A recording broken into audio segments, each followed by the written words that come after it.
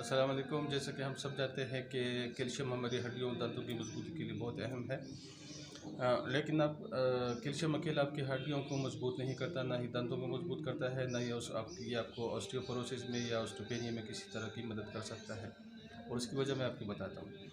اس کی وجہ یہ ہے کہ کیلشیم کو جب آپ لیتے ہیں، منہ کے ذریعے لیتے ہیں، تو کیلشیم آپ کی آنتوں میں جاتا ہے۔ اس کیلشیم کو آنتوں سے خون میں شامل ہونے کے لیے اسے ضرورت ہے وٹامن ڈی کی۔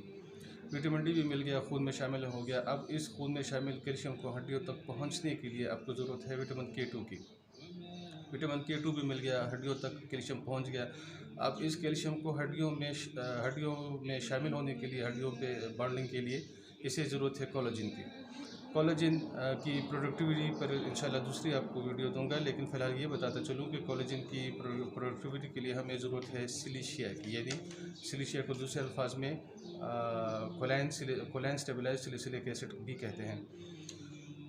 سلیشیا بھی مل گیا، اب تب جا کے آپ کیلشیم سے فائدہ لے سکتے ہیں۔ اکیلا کیلشیم آپ کے کسی کام کا نہیں ہے۔ اچھا، کولاجن کی پروڈکٹیوٹی کے لیے یہ ہمیشہ یاد رکھیں کہ سلیشیا گروپ کی میڈیسن آپ کو لینی پڑیں گی۔ اس کے ساتھ ساتھ اولیم جیکورس، کیلشیم